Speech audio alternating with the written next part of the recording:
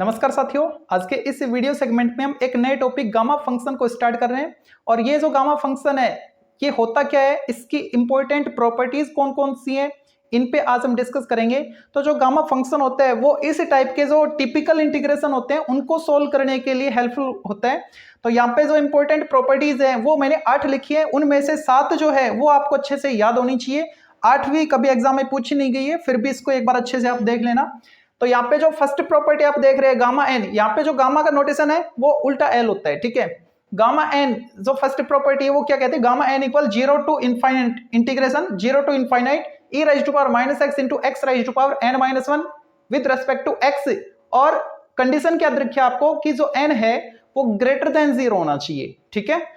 Okay, तो यहाँ पे जो स्टैंडर्ड प्रॉपर्टीज है उनको आप अच्छे से फॉलो करोगे। ये आपको याद रहना चाहिए कि जो गामा 1 है वो 1 होता है, गामा 0 इनफाइनाइट होता है, गामा हाफ रूट पाई होता है। कैसे होता है एक बार देख लो, जैसे कि मैं सेकंड वाले की बात कर रहा हूं, गामा 1 कैसे आएगा, तो जहां पे n है वहां पे मैं 1 पुट कर रहा हूं, ठीक है, स्टैंडर्ड प्रॉपर्टी में। तो क्या आएगा, gamma 1 equal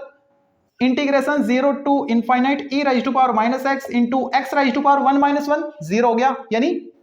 e raise to power x raise to power 0 1 हो गया dx। इसका इंटीग्रेशन हम अच्छे जानते हैं, क्या आएगा, e raise to power minus X upon minus 1, उसको मैंने यहां पे लिखा, और लिमिट क्या है 0 टू इनफाइनाइट। अब इसको सोल्व करो, कितना आएगा, अपर लिमिट पुट करो पहले, e raise to power minus infinite minus lower limit e raise to power 0, ये तो हो गया 1। और ये क्या, देखो e raise to power minus infinite की वैल्यू हमेशा 0 होती है, और e raise to power plus infinite इसकी वैल्यू हमेशा इनफाइनाइट होती है, ये आपको ध्यान रखनी है, ठीक है। तो यहां पे क्या आएगा, माइनस इनफाइनाइट है तो 0 आएगा, और आगे क्या है माइनस 1 है, ठीक है। सोल्व करोगे तो क्या आएगा +1,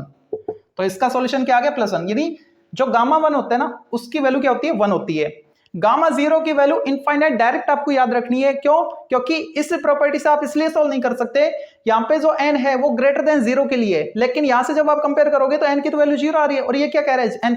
n की वैल्यू 0 से बड़ी होनी चाहिए, ठीक है। तो इसको आप डायरेक्ट याद रखोगे, एज ए रिजल्ट गामा 0 क्या होता है, इनफाइनाइट होता है। ऐसे ही गामा हाफ क्या होता है, gamma half root pi, gamma half की वैल्यू रूट पाई होती है, ठीक है। और ये जो फिफ्थ प्रॉपर्टी है ये क्या कह रही है, गामा n की वैल्यू n माइनस 1 फैक्टोरियल के इक्वल होता है। जैसे कि अगर मैं यहां पे बोल दूं n की वैल्यू 5 है, मतलब गामा 5, अगर मैं गामा 5 की वैल्यू कैलकुलेट करना चाहूं तो उसका मतलब क्या है, उसका मतलब है कि जितना भी आपने गामा के अंदर नंबर लिखा है ना, ये रूट नहीं गामा है, उससे एक कम कर दो, उतना फैक्टोरियल यूज कर लो। तो इसमें से एक कम कर दो, 5 में से 4, यानी 4 फैक्टोरियल। और ये क्या होता है 4 3 2 1, इनका प्रोडक्ट 24, ठीक है। ऐसे ही अगर मैं बोलूं गामा 7, उसका मतलब क्या है 6 फैक्टोरियल, ओके। एक कम करना है और उतना फैक्टोरियल आपको फाइंड करना है। अगली प्रॉपर्टी क्या है, अगली प्रॉपर्टी है gamma n plus 1। Gamma n plus 1 की जो वैल्यू वो क्या है, n गामा n, यानी आपको ये जो प्रॉपर्टी है ना, इस प्रॉपर्टी की हेल्प से फ्रैक्शनल वाले जो गामा फंक्शन होते हैं उनको सोल्व करने में हेल्पफुल रहेगी। जैसे कि मैं बोलूं 5/2, ठीक है, गामा 5/2, इसकी वैल्यू क्या आएगी, तो मैं इससे 5/2 को इस फॉर्मेट में कन्वर्ट करूंगा, ठीक है। तो इसको मैं क्या लिखूं, देखो 1 प्लस जो भी बच गया वो दोनों को प्लस करने पे आना चाहिए, तो इसको मैं लिख सकता हूं गामा 5/2 को क्या लिखूं 3/2 प्लस 1। अब यहां से देखो n की वैल्यू क्या है, जो 1 के साथ ऐड हो रही है, 1 के साथ जो ऐड हो रही है, यहां पे कौन है 3/2, तो जो n है वो एक बार यहां पे और एक बार यहां पे लिखा जाएगा, मतलब 3/2 एक बार तो बाहर आएगा और एक बार गामा के अंदर आएगा 3/2, ठीक है। इसको मैं फिर से ब्रेक कर सकता हूं 3/2, इसको मैं क्या लिख सकता हूं 3/2 को हाफ प्लस 1 इस फॉर्मेट में 1 प्लस के साथ, ठीक है। तो 1 प्लस हाफ हो गया। कंपेयर करो n की वैल्यू क्या आ रही है 1/2, जो 1 के साथ ऐड हो रहा है उसको 2 बार लिखना है, एक बार बाहर एक बार अंदर, तो ये हो गया 3/2 इंटू, इसको लिखा मैंने एक बार तो बाहर 1/2 को, और एक बार गामा 1/2 लिखा, तो ये बन गया 3/4 आगे वाला। और गामा हाफ क्या होता है, रूट पाई होता है, इसका मतलब जो 5/2 है गामा 5/2 उसकी वैल्यू क्या होती है 3/4 रूट पाई, ठीक है। इस टाइप से फ्रैक्शन वाले जो गामा है उनको आप सोल्व कर सकते हो। अच्छा, अब अगर इसके प्रूफ की बात करें तो वो भी देख लो, गामा n प्लस 1 की वैल्यू n फैक्टोरियल n कैसे आई,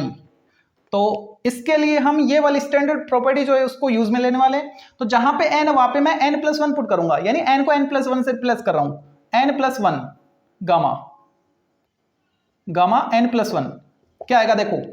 integration 0 to infinite e raise to power minus X into X raise to power, देखो यहाँ पे जहां पे n है ना वहां पे n+1 पुट करना है, तो यहाँ पे अगर मैं लिखूं n+1 तो पीछे वाला -1 उसको कैंसिल करेगा तो n बचेगा dx। अब यहाँ पे मैं आइलेट यूज कर रहा हूं तो x raise to power n as it is, और इसको जब मैं इंटीग्रेट करूंगा तो क्या आएगा e raise to power minus X into -1, उसको आगे लिखा, और लिमिट क्या है इसकी 0 टू इनफाइनाइट, फिर माइनस साइन अप्लाई करेंगे, और मेन इंटीग्रेशन 0 टू इनफाइनाइट जिसको हमने u लिखा था उसको डिफरेंशिएट कर दो x के रिस्पेक्ट में, यानी x raise to power n को हमने u लिखा था तो क्या आएगा n x raise to power n-1 into integration e raise to power minus X, तो वो माइनस इसको प्लस कर जाएगा e raise to power minus X dx। ठीक है, यहां पे अगर मैं लिमिट पुट करूं तो क्या आएगा, देखो इनफाइनाइट यहां पे मैं पुट करूंगा तो इसकी वजह से 0 हो जाएगा, तो पहले वाले 0 हो गया, माइनस लोअर लिमिट पुट करो 0, ठीक है तो ये 0 हो गया पूरा, प्लस यहां पे क्या आएगा, देखो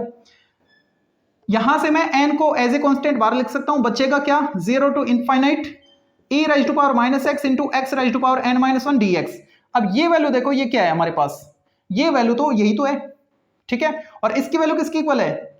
गामा n, ठीक है, तो अब मैं इसको क्या लिख सकता हूं n इंटू गामा n। अब देखो n+1 गामा n+1 है वो किसकी इक्वल आ गया, n गामा n की इक्वल आ गया, ठीक है। यूज कैसे करना है तो अभी मैंने आपको बताया था गामा 5/2, तो उसको +1 फॉर्मेट में लिखेंगे और +1 फॉर्मेट में लिखते लिखते सोल्व करेंगे इसके हेल्प से, ठीक है। अब इंपॉर्टेंट जो प्रॉपर्टी है वो हमारी आती है जिसके लिए हम गामा फंक्शन ज्यादातर यूज करते हैं, तो यहां पे जो प्रॉपर्टी है 7th नंबर, ये आपको अच्छे से याद रखनी है, और ये मैंने आपको बता ही दिया पहले कि ये किसी एग्जाम में तो पूछी नहीं गई है, ठीक है, तो डायरेक्ट आप इसको ध्यान रखोगे। यहां पे क्या है, लिमिट को ध्यान देना आप, 0 टू π/2 है, लिमिट 0 टू π/2 है, ठीक है, sine raise to power m theta into cos raise to power n theta D theta, तो उसके लिए आपको ये प्रॉपर्टी यूज करनी है, ठीक है। अगर मैं एक एग्जांपल की बात करूं 0 टू π/2 ये लिमिट होनी चाहिए, ठीक है, और यहां पे मैंने ले लिया मान लो cos raise to power 4 theta D theta, ठीक है। अब इसको सोल्व करना है तो यहां पे तो साइन की टर्म है, यहां पे तो है ही नहीं, तो स्टैंडर्ड फॉर्मेट में इसको कन्वर्ट करो इसकी तरह, तो क्या लिखें 0 टू π/2, और इसको मैं लिख सकता हूं sine raise to power 0 theta into cos raise to power 4 theta D theta. अब यहां से इससे कंपेयर करके बताओ m की वैल्यू क्या है 0, n की वैल्यू क्या है 4, m और n आ गया हमारे पास, तो इस प्रॉपर्टी में मैं पुट कर रहा हूं और इसकी वैल्यू फाइंड कर रहा हूं, तो देखो m+1/2 गामा m+1/2, तो m क्या है 0, 0+1 1 1/2, ठीक है, into gamma m n+1/2, n क्या है 4, 4+1 5 5/2, और नीचे क्या आएगा 2 इंटू गामा m+n+2 0+4+2 6 6/2 3। अब इसको सोल्व करना है, गामा हाफ क्या है, gamma half root pi into, इसको मैं अभी मैंने सोल्व किया था, चलो एक बार फिर से देख लो, 5/2 को क्या लिखूं मैं, फ्रैक्शन में आ रहा है ना, तो इस वाले फॉर्मेट में लिखूंगा और फिर ये वैल्यू लेके आऊंगा, ठीक है, तो क्या आएगा देखो, इसको मैं लिख सकता हूं गामा 5/2 को 3/2 + 1, और नीचे क्या है 2 इंटू गामा 3, यहां पे देखो गामा n क्या होता है, एक कम करो उतने फैक्टोरियल, एक कम करो 2 तो 2 फैक्टोरियल रूट पाई इंटू, यहां से देखो क्या आएगा, जो n है वो एक बार बाहर है एक बार अंदर है, यानी 3/2 को बाहर किया और गामा के अंदर 3/2 किया, और नीचे क्या आ गया 2 इंटू ये क्या हो 2 इंटू 1 2, आगे सोल्व करते इसको रूट पाई, और यहां पे क्या आएगा 3/2, ऐसे ही इसको मैं फिर से लिखूं तो 1/2 + 1 लिख सकता हूं ना, +1 फॉर्मेट में गामा के साथ, और नीचे क्या है 2 इंटू 2 4, तो ये आ गया 3√π/2 इंटू, यहां से क्या आएगा देखो जो n है वो एक बार बाहर है एक बार अंदर है, यानी 1/2 और गामा के साथ 1/2 और नीचे 4, तो ये बन गया 3√π/4, और गामा हाफ क्या है 1/2, और नीचे क्या है, सॉरी गामा हाफ क्या है पाई है रूट के अंदर रूट पाई, और नीचे क्या है 4 है, सोल्व करो इसको 3√π पाई और नीचे 4 इंटू 4 16, तो ये इसका आंसर होगा 3π/16। इस टाइप से गामा फंक्शन जो है उनके हेल्प से इस टाइप के जो टिपिकल इंटीग्रेशन है इनको हम सोल्व करते हैं। तो उम्मीद कर रहा हूं आपको वीडियो अच्छा लगा होगा, अगर वीडियो अच्छा लगा है तो लाइक कीजिए और फ्रेंड्स के साथ इसे शेयर कीजिए। Thank you.